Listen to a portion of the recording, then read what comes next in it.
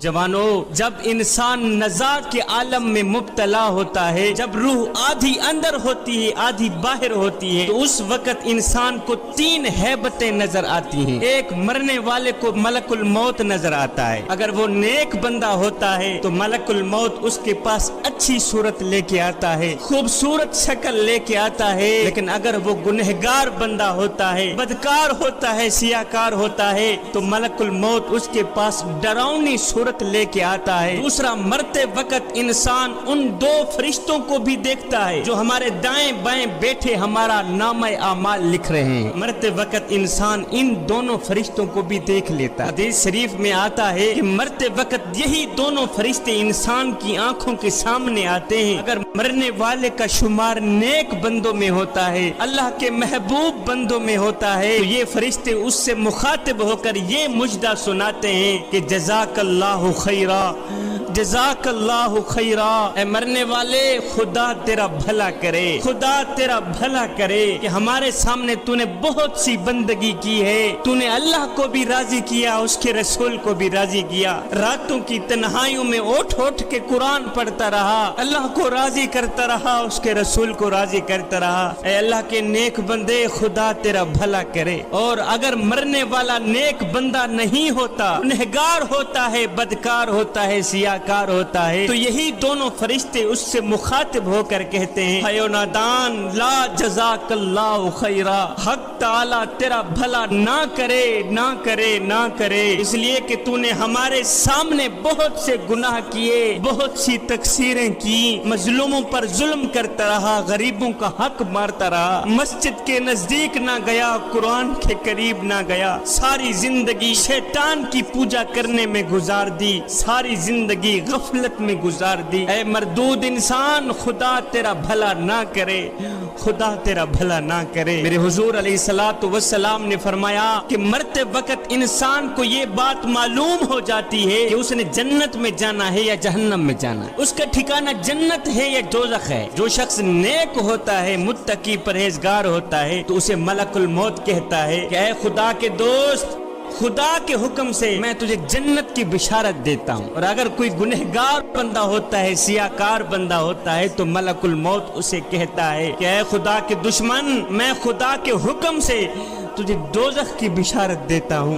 جب مرنے والا دوزخ کی بشارت سنتا ہے تو اسے خوف اور رنج کے ملے جلے جذبات گھیر لیتے ہیں، نزاع کی سختی بڑھ جاتی ہے، اور وہ سسک سسک کے پانی مانگتا ہے کہ مجھے پانی دو، لیکن زبان ہلنے سے قاصر ہو جاتی ہے، اس کی روح آدھی اندر ہوتی ہے آدھی باہر ہوتی ہے، کہتا ہے ہائے یا اللہ، او مجھے موت دے دے، مجھے موت دے دے۔ قصہ مختصر کہ اس گنہگار بندے کی روح بڑی ہی سختی سے نکلتی ہے۔ میرے حضور علیہ السلام نے فرمایا کہ کوئی بھی شخص دنیا سے نہیں نکلتا جب تک وہ یہ جان نہ لے کہ اس کا ٹھکانہ جنت ہے یا جہنم ہے۔ مرنے والے کے لیے بات یہ بھی ہے کہ اسے معلوم ہو جاتا ہے کہ وہ جنت میں جائے گا یا جہنم میں جائے گا۔ میرا اللہ فرماتا ہے کل نفس ذائقۃ الموت، ہر جاندار ایک نہ ایک دن موت کا ذائقہ چکھنے والا ہے۔ جوانو، دنیا کی زندگی چند روزہ ہے، دنیا سرائے فانی ہے، ہم نے یہاں سے ایک نہ ایک دن کوچ کر جانا ہے۔ یہ دنیا کی زندگی محض ایک کھیل تماشا ہے۔ ابن آدم میرا مال، میرا مال، میرا مال کرتا رہتا ہے، مگر اے ابن آدم،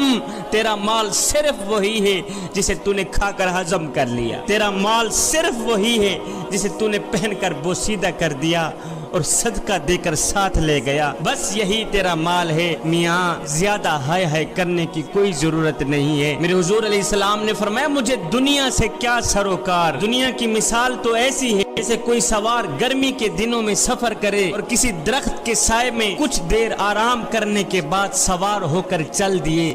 دنیا کی مثال تو یہی ہے۔ ایک دن سیدہ عائشہ صدیقہ رضی اللہ تعالی عنہا نے میرے حضور علیہ السلام سے دریافت کیا کہ حضور، کیا قیامت کے دن شہیدوں کے ساتھ کوئی اور بھی اٹھے گا؟ میرے حضور علیہ السلام نے فرمایا ہاں، وہ شخص جو رات دن میں 20 مرتبہ موت کو یاد کرتا رہے۔ انسان کا ہر اٹھنے والا قدم اسے موت کی طرف لے کے جا رہا ہے، لیکن حضرت انسان کہتا ہے میں تو بڑے نفع میں جا رہا ہوں۔ اے حضرت انسان، آج تیری زندگی کا جو دن غروب ہوا ہے یہ دوبارہ طلوع نہیں ہوگا. آج کا دن گزر گیا, اب جو دن باقی ہیں وہ گزریں گے. انسان ساری زندگی سوچتا رہتا ہے کہ لوگ کیا کہیں گے, میاں لوگ کیا کہیں گے, اور یار لوگ کیا کہیں گے. صاحب لوگ آخر میں بس یہی کہتے ہیں کہ انا للہ و انا الیہ راجعون. اے غفلت کی نیند سو کر 70 سال کی عمر برباد کرنے والے, 70 سال کی عمر ضائع کرنے والے, اب تو جاگ جا. اور تو دنیا میں ہمیشہ رہنے کا انتظام تو کرتا رہا, لیکن افسوس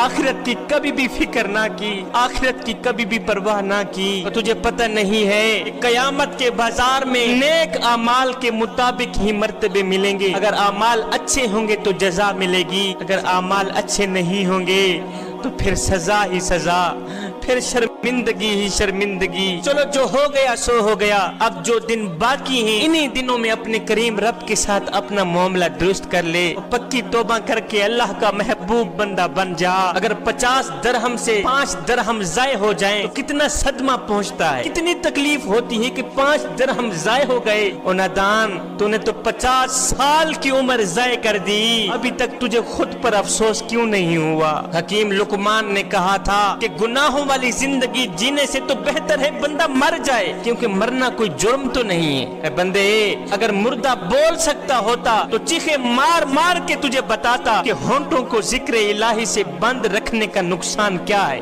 ایک بوڑھا چیختا ہوا, چلاتا ہوا, دوڑتا ہوا ایک حکیم صاحب کے پاس آیا, آ کر کہتا ہے حکیم صاحب مجھے دیکھیے مجھے کیا ہو گیا ہے, ایسے لگتا ہے جیسے میرے پاؤں کیچڑ میں پھنس گئے ہوں, اور جیسے میرے پاؤں کیچڑ میں پھنس گئے ہوں. یہ سن کر حکیم صاحب نے کہا بابا جی اب دنیا سے ہاتھ اٹھا لے, اس لیے کہ اس کیچڑ سے تو قیامت کو ہی نکلے گا.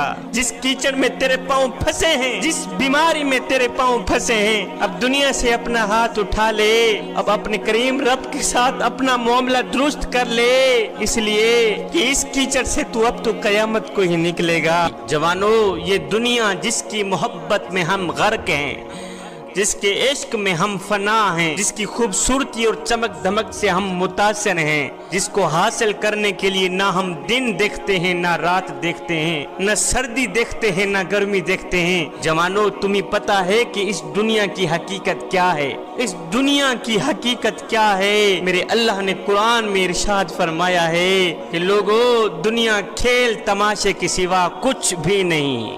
دنیا کھیل ہے, دنیا تماشا ہے.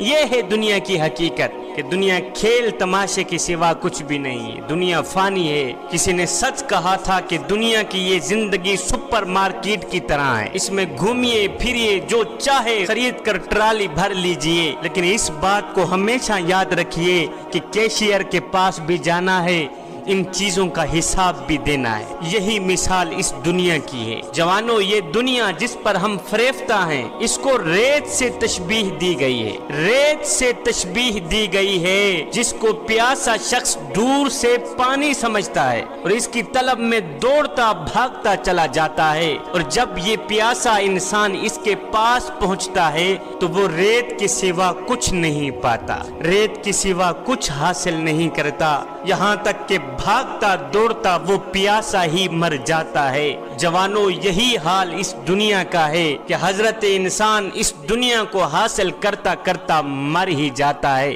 میرے حضور علیہ السلام نے فرمایا ابن آدم میرا مال میرا مال میرا مال ہی کرتا رہتا ہے, مگر اے ابن آدم تیرا مال صرف وہی ہے جسے تو نے کھا کر ہضم کر لیا, تیرا مال صرف وہی ہے جسے تو نے پہن کر بوسیدہ کر دیا اور صدقہ دے کر ساتھ لے گیا, بس یہی تیرا مال ہے.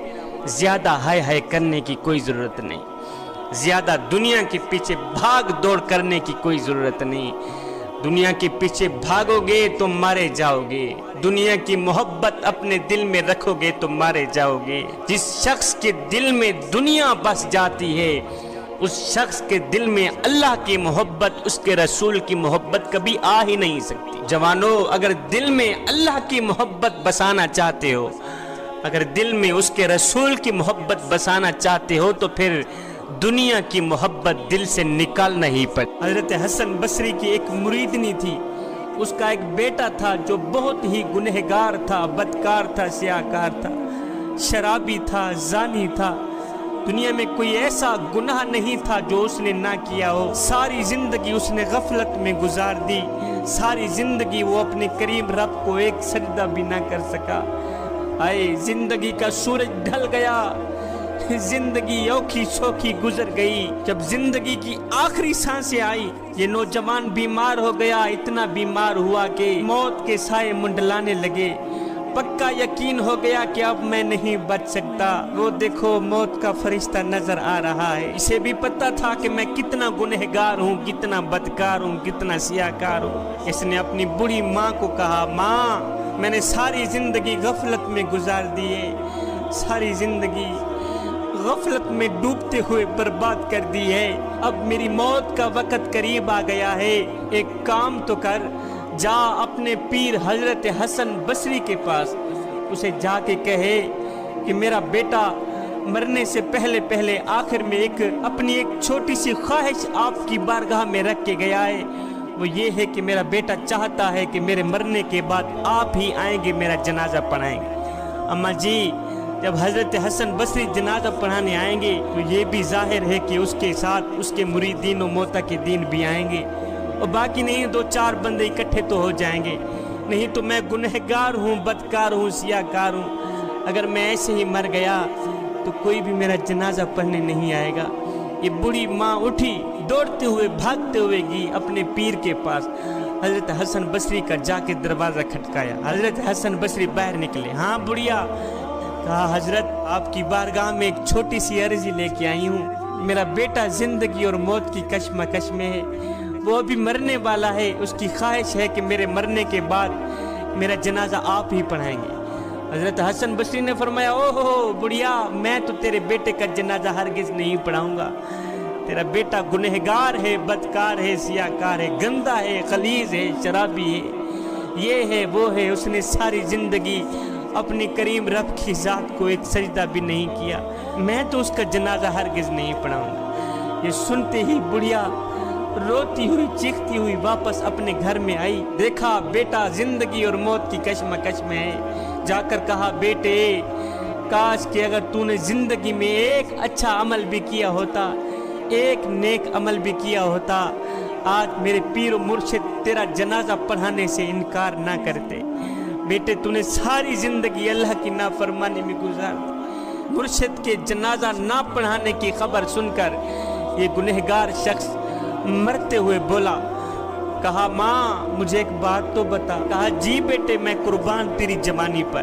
कहा, माँ मिसाल के तौर पर मेरे मरने के बाद अगर अल्लाह ताला तुझे एक पल के लिए मोहलत दे भी दे कि ऐ गुनहगार की माँ, अगर तू चाहे अपने बेटे को जन्नत में भेज दे और अगर तू चाहे अपने बेटे को जहन्नम में डाल दे तो तू क्या पसंद करेगी। माँ रो कर कहने लगी, बेटे अगर अल्लाह मुझे एक पल के लिए भी मोहलत दे दे, मैं तो फौरन ही जन्नत के दरवाजे खोलकर तुझे जन्नत में डाल दूंगी, फौरन ही तुझे जन्नत में भेज दूंगी। ये सुनकर बेटा रोते हुए बोला, माँ तू एक माँ जितना प्यार करती है, तू एक माँ जितनी मोहब्बत करती है, मुझे जहन्नम में डालना गवारा नहीं करती। और जो खुदा, जो रब मुझसे 70 माँओं से भी ज्यादा मोहब्बत करने वाला है, वो मुझे जहन्नम में कैसे डाल सकता है। ये कहते ही उस शख्स की रूह परवाज कर गई।